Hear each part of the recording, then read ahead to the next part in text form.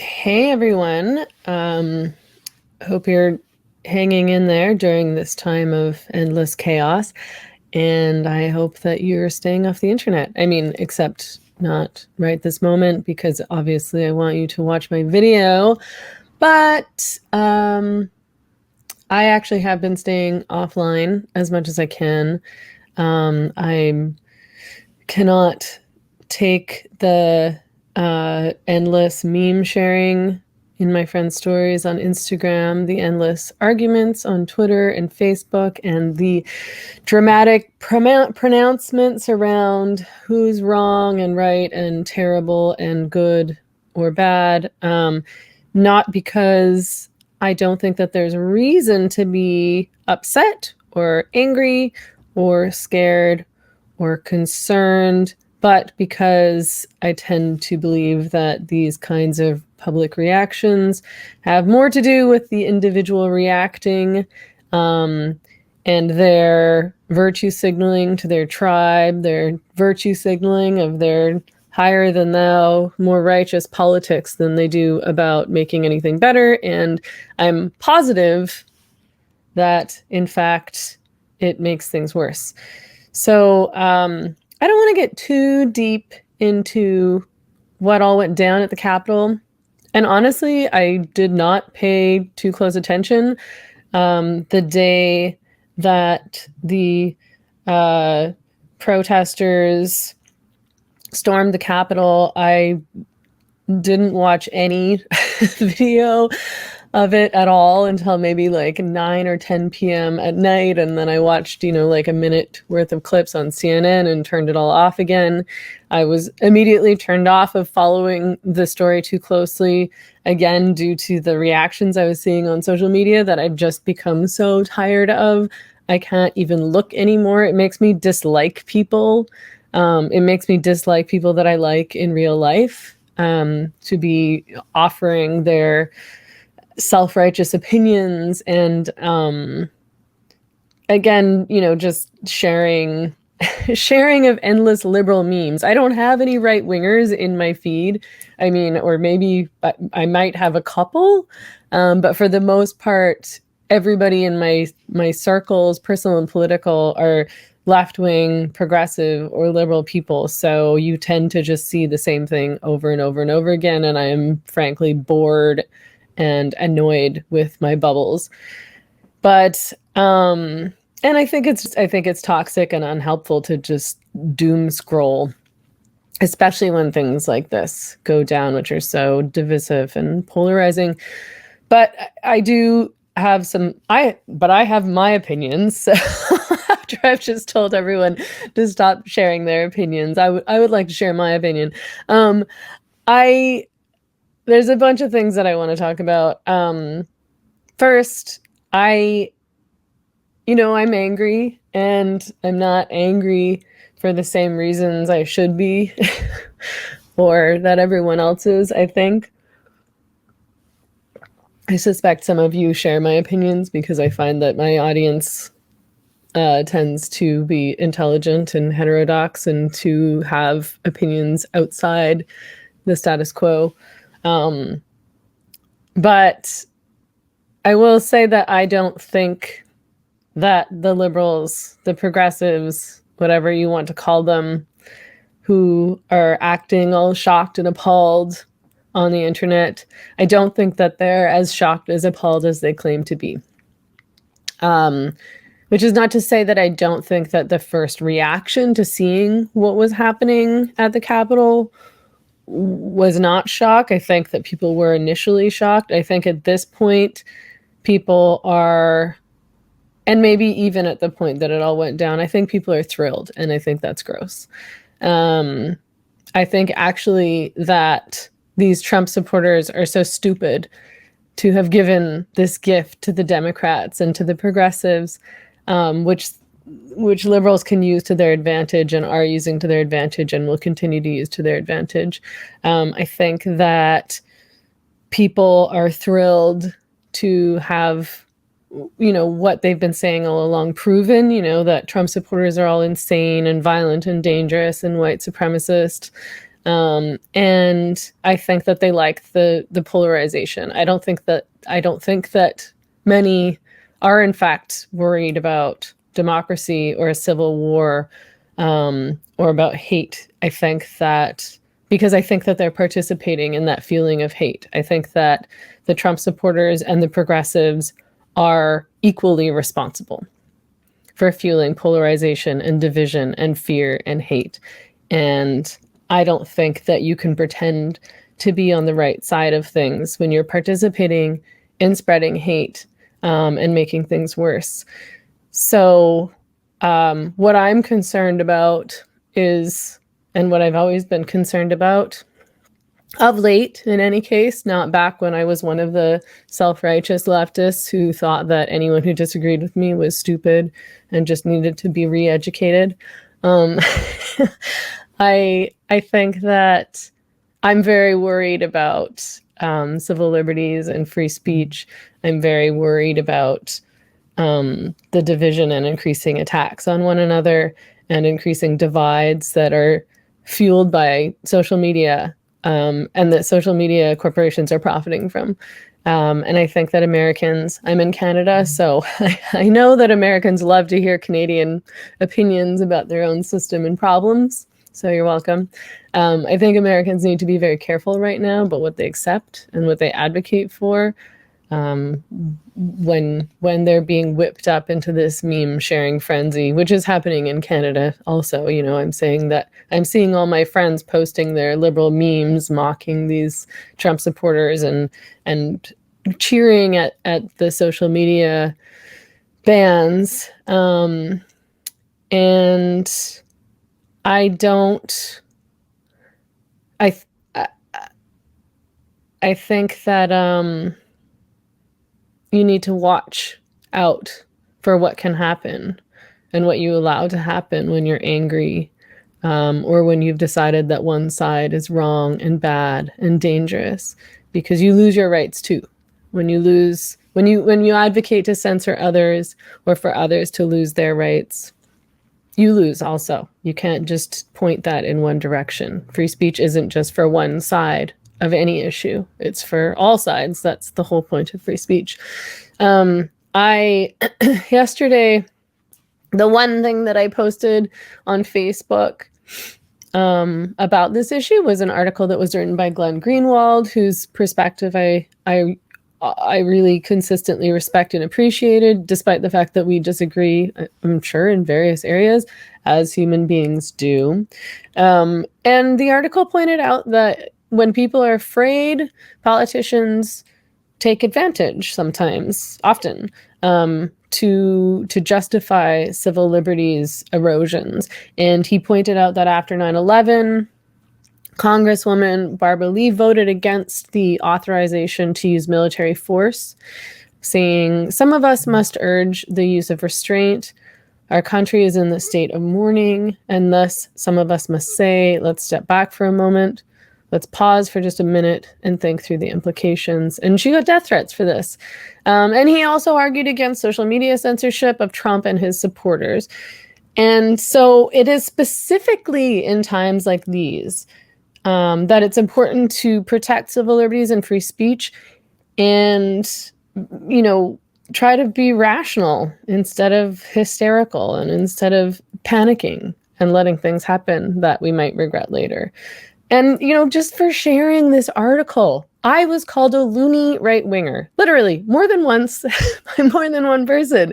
Not only is Glenn Greenwald not a loony right-winger, and all I did was quote him, but, to accuse somebody of being a loony right-winger because they have concerns about free speech and civil liberties, as well as the hypocrisy and, the contradictions in the approach from left-wingers and from progressives it's totally unfair. And we all know that people are not fair online.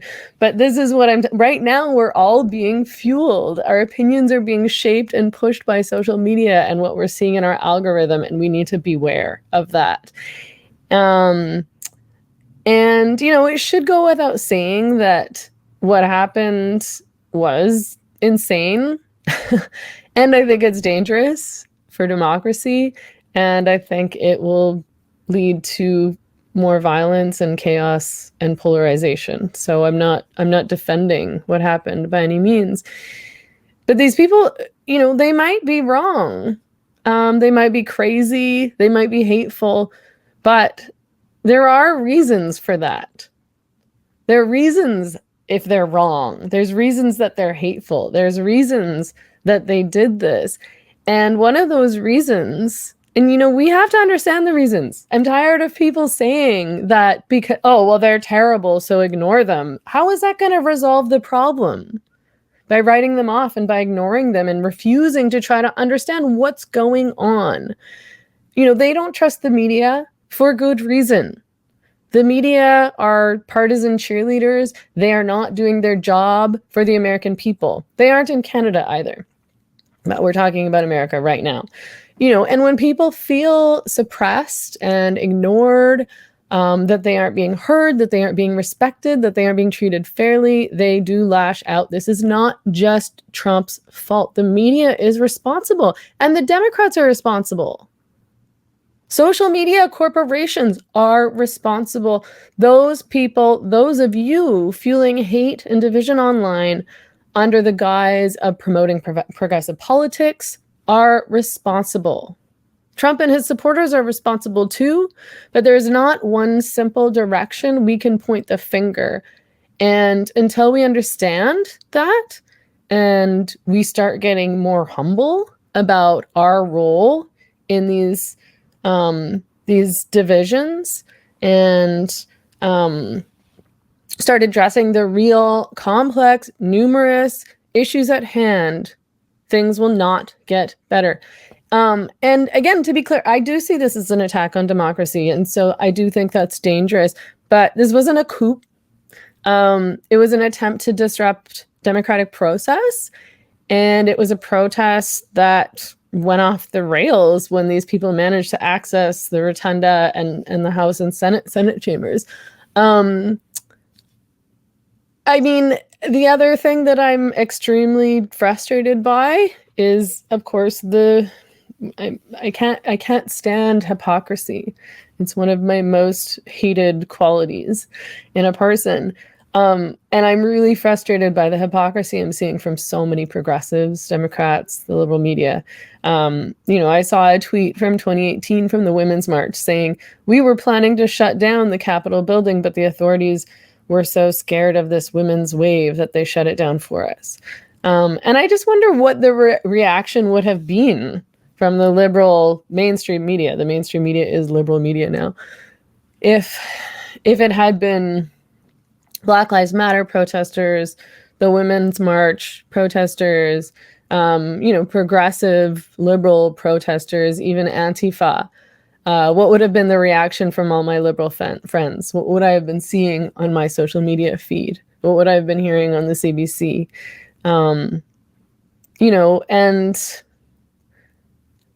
We see Biden saying, claiming to want unity, but then saying, like, don't dare call them protesters. They're a riotous mob, domestic terrorists. It's that basic. It's that simple. And I don't recall him having a similar response to the riots and the violence that went on all summer long that was practically ignored by the cops. I think that I think that creates further division. And I'm not saying not to condemn what happened, but I am saying that I want some consistency. And saying these people are evil and these people are good because it serves your, personal politic. I think that's I don't respect it. So, and I also saw the liberal media and progressives across North America and the UK over the summer downplaying and continuing now to downplay the violence and destruction that went on in the name of Black Lives Matter, while Antifa destroyed small businesses and attacked innocent people. I heard Trudeau saying on the radio, these are violent rioters incited by the current president. I saw Trudeau never said anything negative about the riots and violence that happened over the summer. He could barely condemn, the murder of Samuel Paty. I saw the same people who called for the defunding of the police all summer long, demanding the police step in to deal with this mob, which is fine. The police should step in to deal with this mob. That's their job. But if you don't want the police to exist, you can't turn to them and demand protection or demand that they shut down other protests. This isn't just the police don't only serve you and your politics. They don't only do what you want and then you make them disappear the rest of the time. That's insane. I saw Jagmeet Singh tweet, Black, brown, and Indigenous people are met with violence and brutality when protesting their human rights. Yesterday, white supremacists attempt to overthrow a democratic election with deadly weapons incited by the president. The police reaction showcases systemic racism in action. I don't think that's true. I don't think that's what we saw over the summer. We saw the police ignore violence and allow people to harass and beat up innocent people on the street and to destroy businesses, to burn down buildings. When those buildings were being burned and businesses were being looted and people were getting beat up on the streets, Nancy Pelosi said, people will do what they're going to do. On his podcast today, Andrew Sullivan said that he was prevented from using the word riot by New York Magazine. It was removed from his copy. So these people who refuse to condemn violence are now making it very clear that they actually can condemn violence and riots when it serves their political and personal purposes. And I find that gross. In 2016, thousands of people claimed that Trump stole the election and that his presidency was illegitimate. This is not a one-way street. The people who stormed the Capitol may well be crazy, certainly misguided, absolutely unstrategic. But I'm not sure they're that different from the young men who were burning buildings and beating up civilians in the summer in defense of their cause. Both should be opposed on principle, not based on political preference, not based on optics. I can't help but wonder how the liberal media and progressives would have responded had this attack been leveled by anti-Trump protesters, had Trump won the election.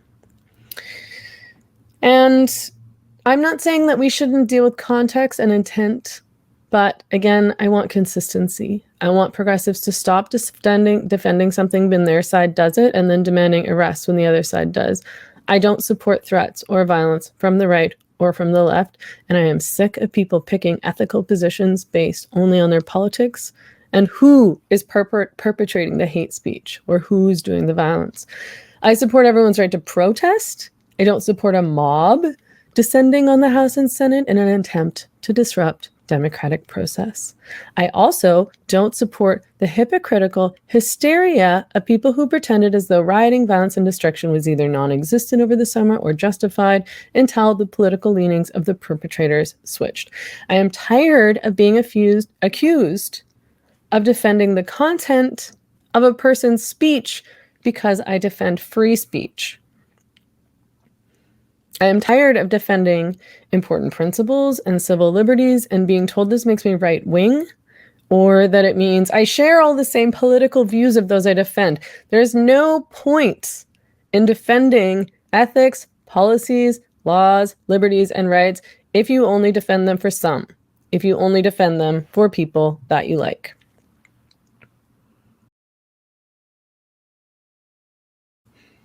And I hate these caveats, but I'm not equating all speech. I'm not saying that my speech in defense of women's rights, for example, is the same as Trump's lies or riling up his supporters to storm the Capitol. I don't think they're the same.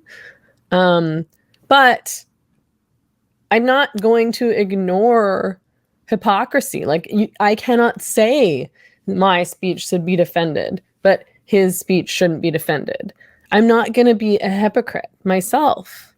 We need to be really careful when we're looking for solutions to protect democracy, society, and individuals, that we don't allow for things like mass surveillance, that we don't allow corporations to dictate our speech and access to information. I don't agree with the idea that some ideas and words are so dangerous that they should be unspeakable. Not because I don't think that lots of ideas and words are harmful or even dangerous, but because the perceived harm depends on who is hearing or reading the words. To many, my words in defense of women's sex-based rights are harmful, dangerous, and even violent. I have been banned, censored, and threatened as a result, and progressives have defended all of that. So when I see a progressive calling for social media bans on Trump and his supporters, it makes me fearful, not because I agree with what Trump says, but because the defenses are the same. We're all at equal risk of being banned, censored, and threatened due to our words, depending on who's in charge. It doesn't matter whether your words are good, rational, or righteous. It matters that if you oppose free speech, your free speech will not be protected. I cannot, and I will not say that certain ideas or words can be determined either by the state or by corporations to be so dangerous that those who speak them should be suppressed, censored, arrested, or worse. That doesn't mean that we shouldn't speak out against bad, hateful, harmful, or dangerous speech. We should. We're allowed to, thanks to free speech. It means that we do that, and also that others have the right to speak out about things that they think are hateful, harmful, and dangerous, even if you disagree with them. So in this case, in this article that I shared, Greenwald's article, he points out that many people argue that even the unarmed protesters who peacefully entered the Capitol should be treated as domestic terrorists by the FBI, and that protest participants should be banned from social media. And of course, Trump recently was banned from Twitter, and so many people have cheered it on, and it's not a good thing. Social media bans might feel like a good way to deal with bad people or bad information, but to trust these corporations to determine who the bad people are and what is bad information is so dangerous. Shutting these people down will not make things better. It'll make things worse. I promise. Twitter has already shown itself to be in bed with the Democrats and willing to tamper with facts and journalism based on that bias. It has shown itself willing to ban women from its platform for stating basic truths about material reality. It is not a good thing that Trump has been suspended from Twitter. It is a bad thing, and not just for the media outlets who have been depending on stupid, insane, or childish tweets from Trump to fuel their media cycle and to get clicks.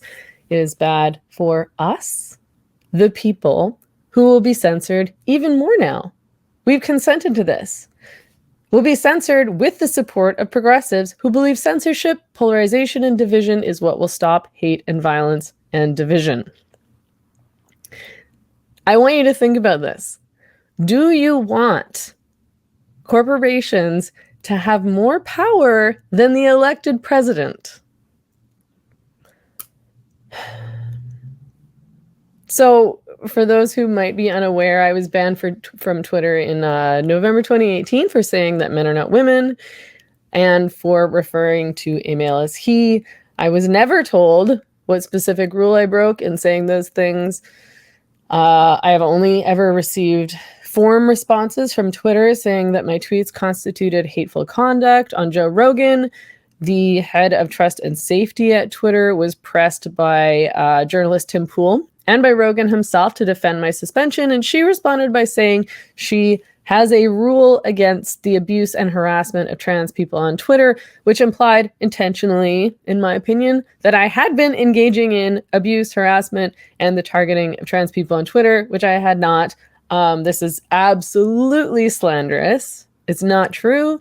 She added, my understanding, and I don't have the tweet by tweet, is that she, me, was warned multiple times for misgendering an individual she was in an argument with. This is an outright lie. This is not what went down at all. I have the tweets also. They were my tweets.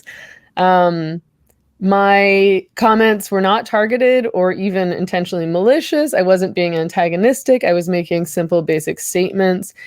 So, Twitter absolutely, unquestionably banned me under false pretenses to make an example out of me and to shut down debate over this issue of gender identity ideology, and really to make people feel afraid to challenge this ideology because they're like, oh, it's hate speech to ask questions about this. I'll be banned from the internet. So the final tweet that I was banned for, there's a reason that I've sort of switched tracks to talk about me and my banning. It's all connected. That's mainly what I want you to understand, is that if Trump is banned, any of us can be banned. Whether or not you think he's a jerk and I'm not a jerk, maybe you do think I'm a jerk. You probably think that you're not a jerk. It doesn't matter. We're all vulnerable to this if we hand over power to these corporations. So the final tweet I was banned for, which was, yeah, it's him, was referring to a grifter and a predator who is trying to entrap women by requesting waxing services from behind fake Facebook profiles, using photos and the names of women. And then when the service providers realize that this individual is male and said, we can't provide you with a Brazilian bikini wax because we don't offer that services to males, he tried to extort money out of them. He lost his human rights suit against a number of these estheticians, and tribunal member Devin Cousineau ruled that he was motivated to punish racialized and immigrant women based on the perception that certain ethnic groups, namely South Asian and Asian communities, are taking over and advancing an agenda hostile to the interests of LGBTQ people. So this individual is racist as well.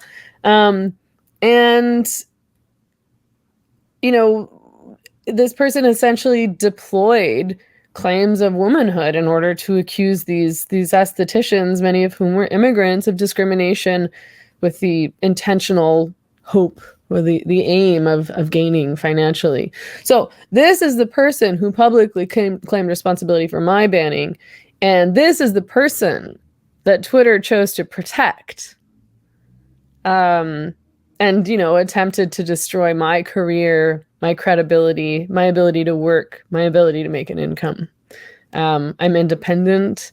I work only for myself. I don't have sponsors. I don't have another job. This is my job. I'm a writer. I produce media. I produce a podcast. I run a website.